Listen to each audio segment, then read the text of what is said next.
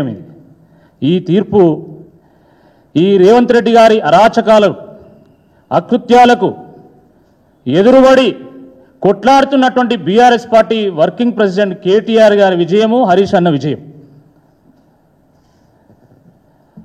మన భారత న్యాయ సూత్రాల్లో ఒక సహజ న్యాయ సూత్రం ఉంటుంది.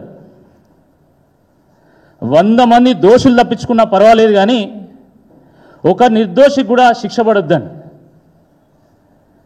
మరి ఇక్కడ కూడా నిజాయితీగా పరీక్ష రాసినటువంటి ఒక్క విద్యార్థి కూడా అభ్యర్థి కూడా అన్యాయం జరగద్దు అని చెప్పి ఈరోజు హైకోర్టు ఇచ్చినటువంటి తీర్పు ఈ రాష్ట్ర ప్రజల్లో ఒక నమ్మకాన్ని పెంచింది.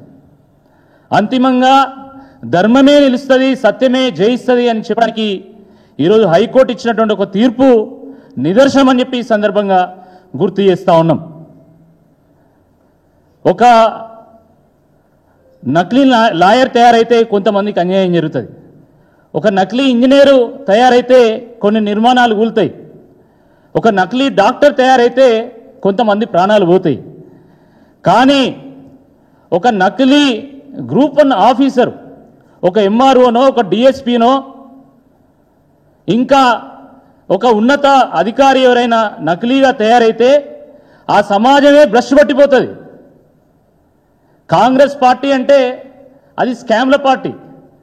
తన సహజత్వాన్ని కోల్పోకుండా చివరకు గ్రూప్ 1లో కూడా స్కామ్ చేసినటువంటి ఘనత ఈ కాంగ్రెస్ పార్టీ.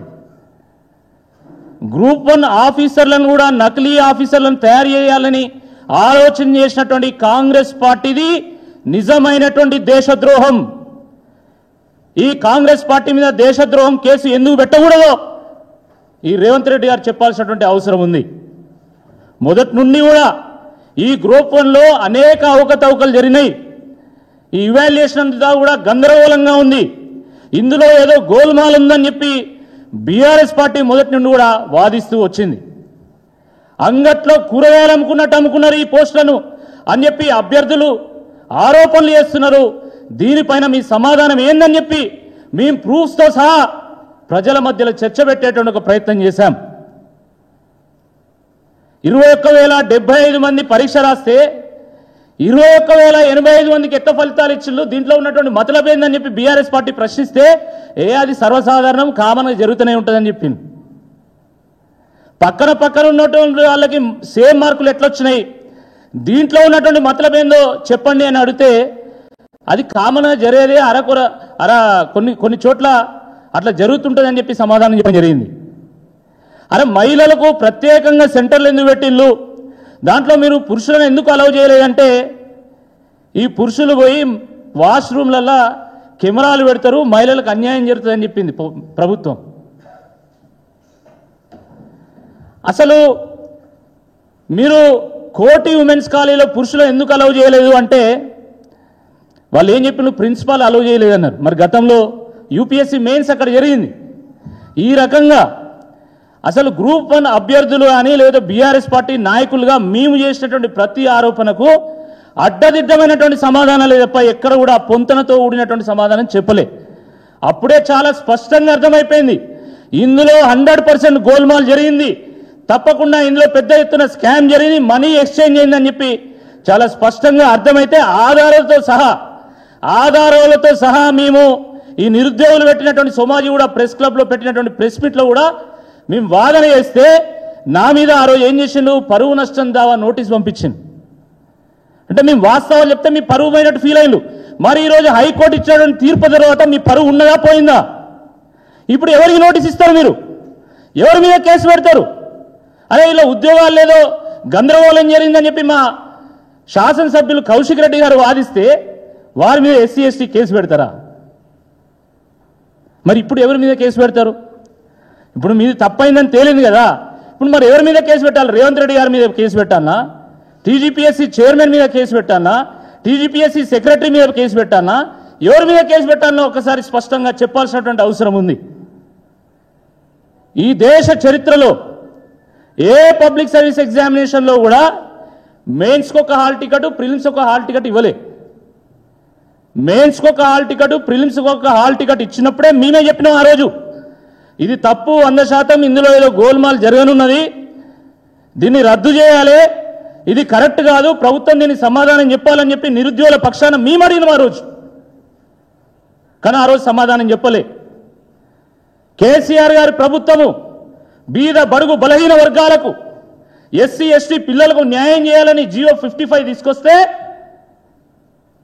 ఈరోజు దాన్ని కాలరాసి జియో 29 తీసుకొచ్చి బీద బడుగు బలహీన వర్గాలకు, ఎస్సీ ఎస్టీలకు అన్యాయం చేసింది వాస్తవమా కాదా అని చెప్పి ఈ సందర్భంగా అడుగుతున్నాం.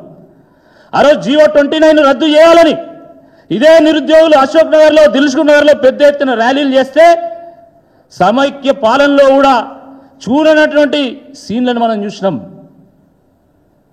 మహిళలను చూడకుండా, విద్యార్థులను చూడకుండా గొరగొర గుంజుకుంటూ పోయి వ్యాన్లు ఎక్కించి లాఠీ చార్జ్ చేసి అర్ధరాత్రి దాకా స్టేడియంలలో వేసినటువంటి ఒక పరిస్థితిని కూడా మనం చూసినాం.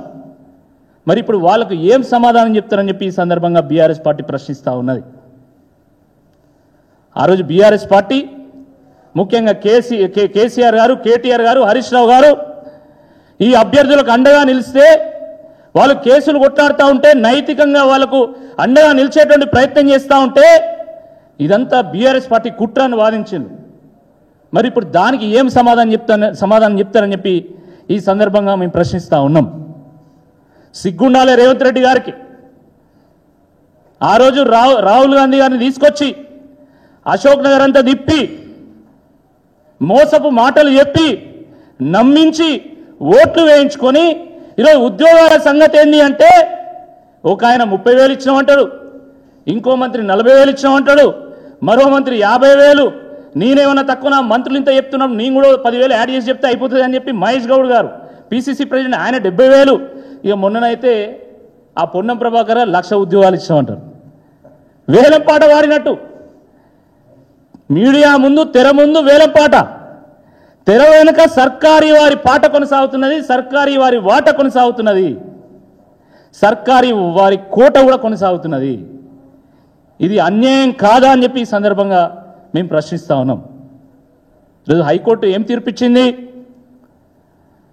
మీరు అయితే రీవాల్యుయేషన్ అయినా చేయండి, లేదా 8 నెలల్లో రీఎగ్జామినేషన్ అయినా కండక్ట్ చేయమని అడిగింది. రీవాల్యుయేషన్కి ఎట్టి పరిస్థితిలో బీఆర్ఎస్ పార్టీ ఒప్పుకునేది లేనే లేదు. ఎందుకంటే రీవాల్యుయేషన్లో మీరు ఏం చేస్తారో మాకు తెలుసు. మీరు మొన్నదాకా చేసినటువంటి వాల్యుయేషన్లో ఏం జరిగిందో అందరూ తెలుసు. ఆ మధ్యలో శ్రీధర్ బాబు గారిని కొండ సురేఖ గారు మా అల్లుడికో జాబ్ కావాలంటే దాంట్లో ఏముందో చూద్దాంలే అన్నారు. అంటే మంత్రులు మీరంతా ఏమేం చేస్తాను, ఎట్లా ఉద్యోగాలు పంచుకుంటున్నారో చాలా స్పష్టంగా ప్రజలకు అర్థమైపోయింది, యువకులకు అర్థమైపోయింది. మళ్ళీ ఇవాల్యుయేషన్ చేస్తే మళ్ళీ మీరు ఎవరికి ఉద్యోగాలు ఇవ్వాలనుకుంటున్నారో మాకు తెలుసు. కాబట్టి రీవాల్యుయేషన్కి ఎట్టి పరిస్థితుల్లో ఒప్పుకునేది లేదు. ఎట్టి పరిస్థితుల్లో రీఎగ్జామినేషన్ కండక్ట్ చేసి తీరాల్సిందే. ఆ రీఎగ్జామినేషన్ కండక్ట్ చేసేంత వరకు బీఆర్ఎస్ పార్టీ ఈ అభ్యర్థుల పక్షాన కొట్లాడుతూనే ఉంటుంది, వాళ్లకు నైతిక మద్దతును అందిస్తాయని చెప్పి ఈ సందర్భంగా మేము చెప్తా ఉన్నాం. మిత్రులారా, ఇదే ఆంధ్రప్రదేశ్ పబ్లిక్ సర్వీస్ కమిషన్ ఇట్లాంటి పరిస్థితి ఒకటి ఎదురైనప్పుడు అక్కడ కూడా కోర్టు తీర్పిచ్చింది రీవాల్యుయేషన్ చేయమని. రీవాల్యుయేషన్ చేస్తే మళ్ళీ 50% ఎవరికైతే గతంలో ర్యాంకులు వచ్చినాయి వాళ్ళకే వచ్చినాయి. ఇప్పుడు మళ్ళీ దాని మీద కోర్టులో కేసు నడుస్తుంది. ఈ సెప్టెంబర్ 15 ఫైనల్ హియరింగ్ ఉంది.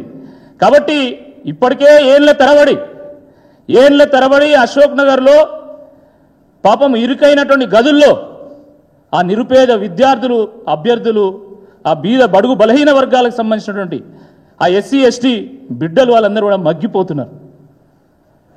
వాళ్ళ వయసు పెరుగుతూ ఉన్నది, జుట్టు రాలుతూ ఉన్నది, పొట్ట పెరుగుతూ ఉన్నది, జేబులు ఖాళీ అవుతూ ఉన్నాయి, అప్పులు అవుతూ ఉన్నాయి, దిక్కుదోచినటువంటి ఒక పరిస్థితుల్లో ఉన్నారు. తెల్లారు లేస్తే బీఆర్ఎస్ పార్టీ ఆఫీస్ చుట్టూ, ఇతర ప్రతిపక్ష పార్టీల ఆఫీసుల చుట్టూ తిరుగుతున్నారు, మాకు వీళ్ళనే న్యాయం చేస్తారో అని చెప్పి. కాబట్టి ఇటువంటి పరిస్థితుల్లో మళ్ళీ వాళ్ళ నోట్లో మట్టి కొట్టేటువంటి ప్రయత్నం చేయొద్దు దయచేసి. తెలుగు మీడియం విద్యార్థులంటే అసలు ఈ ప్రభుత్వానికి ఎంత నిర్లక్ష్యం. అరే తెలంగాణ గడ్డ, తెలంగాణ భాష కోసం, యాస కోసము కొట్లాడినటువంటి గడ్డ. అలాంటి గడ్డ మీద 40% మంది